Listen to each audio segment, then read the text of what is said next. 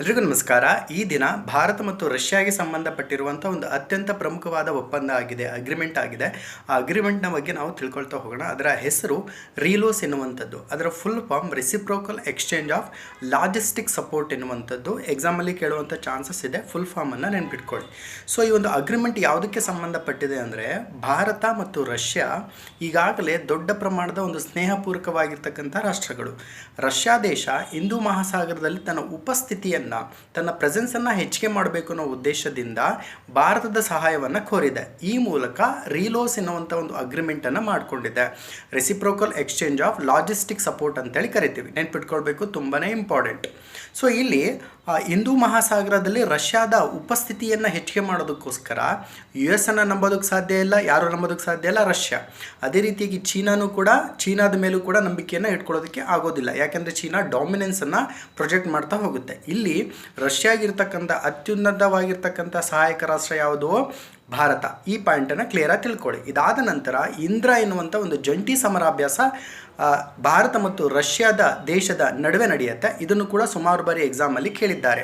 So ಇಲ್ಲಿ ರೀಲೋಸ್ ಎನ್ನುವಂತಹ ಒಂದು ಅಗ್ರಿಮೆಂಟ್ನ 4 ಪ್ರಮುಖವಾಗಿರ್ತಕ್ಕಂಥ ಅಂಶಗಳಿದ್ದಾವೆ. ಒಂದು, ಮ್ಯೂಚುವಲ್ ಸಹಕಾರ ಅಂತೇಳಿ ಐಡೆಂಟಿಫೈ ಮಾಡ್ಬೋದು. ಜೊತೆಗೆ ಮಿಲಿಟರಿ ಸೌಲಭ್ಯವನ್ನು ಹಂಚಿಕೆ ಮಾಡ್ತಕ್ಕಂಥಕ್ಕೆ ಸಂಬಂಧಪಟ್ಟಂತೆ ಮತ್ತು ಕಡಿಮೆ ವೆಚ್ಚದಲ್ಲಿ ಕಾರ್ಯಾಚರಣೆಯನ್ನು ಆಪರೇಷನ್ ಮಾಡ್ತಕ್ಕಂಥದ್ದು, ಜೊತೆಗೆ ಫಾಸ್ಟರ್ ಮೂವ್ಮೆಂಟ್ ಅನ್ನೋದನ್ನು ಕೂಡ ನಾವು ಐಡೆಂಟಿಫೈ ಮಾಡಬಹುದು.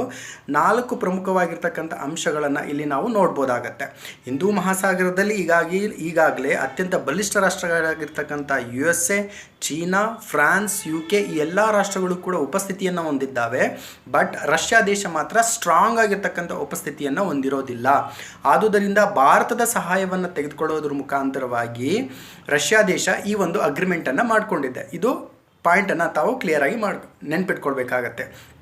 ಇದಾದ ನಂತರದಲ್ಲಿ ಭಾರತ ಮತ್ತು ರಷ್ಯಾದ ನಡುವೆ ಸ್ನೇಹಯುತವಾಗಿರ್ತಕ್ಕಂಥ ಸಂಬಂಧವನ್ನು ಹೊಂದಲಾಗಿದೆ. ಇದು ಫಸ್ಟ್ ಪಾಯಿಂಟ್. ಎರಡನೇ ಪಾಯಿಂಟ್ ಏನು ಅಂತ ನೋಡ್ಕೊಂಡಾಗ, ನಿಮಗೆ ಐತಿಹಾಸಿಕವಾಗಿ ನೋಡಿದಂತಹ ಸಂದರ್ಭದಲ್ಲಿ ಆ್ಯಂಟಿ ಇಂಡಿಯನ್ ಅಜೆಂಡವನ್ನು ರಷ್ಯಾ ಯಾವುದೇ ಕಾರಣಕ್ಕೂ ಕೂಡ ಹೊಂದಿಲ್ಲ. ಬಟ್ US ಮತ್ತು ಚೀನಾನು ಕೂಡ ಭಾರತದ ವಿರೋಧಿಯಾಗಿರ್ತಕ್ಕಂಥ ಕೆಲವೊಂದು ನಿಲುವುಗಳನ್ನು ಹೊಂದಿದೆ. ಬಟ್ ರಷ್ಯಾ ಯಾವುದೇ ಕಾರಣಕ್ಕೂ ಕೂಡ ಈ ರೀತಿಯಾಗಿರ್ತಕ್ಕಂಥ ನಿಲುವನ್ನು ಹೊಂದಿದ್ದಿಲ್ಲ. ಆದುದರಿಂದ ಹಿಂದೂ ಮಹಾಸಾಗರದಲ್ಲಿ ತನ್ನ ಸ್ಟ್ರಾಂಗರ್ ಪ್ರೆಸೆನ್ಸನ್ನು ಎಂಡೋರ್ಸ್ ಮಾಡಬೇಕು ಅಂದರೆ ರಷ್ಯಾದ ಸಹಾಯನೂ ಕೂಡ ಭಾರತಕ್ಕೆ ಬೇಕಾಗುತ್ತೆ. ರಷ್ಯಾ ದೇಶ ಹೇಗೆ ಹಿಂದೂ ಮಹಾಸಾಗರದ ಮೇಲೆ ಡಿಪೆಂಡೆಂಟ್ ಆಗಬೇಕೋ ಅದೇ ರೀತಿ ಆ ಒಂದು ಉಪಸ್ಥಿತಿಯನ್ನು ಬಳಸ್ಕೊಂಡು ಭಾರತ ಅದರ ಮೂಲಕ, ಈ ಒಂದು ಅಗ್ರಿಮೆಂಟ್ನ ಮೂಲಕ ಹೆಚ್ಚು ಪ್ರಮಾಣದಲ್ಲಿ ಏನು ಮಾಡ್ತಾ ಹೋಗುತ್ತೆ, ತನ್ನ ಅಡ್ವಾಂಟೇಜನ್ನು, ಲಿವರೇಜನ್ನು ಪಡ್ಕೊಳ್ತಾ ಹೋಗುತ್ತೆ. ಇದಾಗಿತ್ತು ರೀಲೋಸ್, ಭಾರತ ಮತ್ತು ರಷ್ಯಾಗೆ ಸಂಬಂಧಪಟ್ಟಿರ್ತಕ್ಕಂಥ ಅಗ್ರಿಮೆಂಟ್ನ ಮಾಹಿತಿ. ಈ ಒಂದು ಮಾಹಿತಿ ತಮಗೆ ಇಷ್ಟ ಆಗಿದೆ ಅಂತ ಬಯಸ್ತೀನಿ. ಎಲ್ಲರಿಗೂ ನಮಸ್ಕಾರ.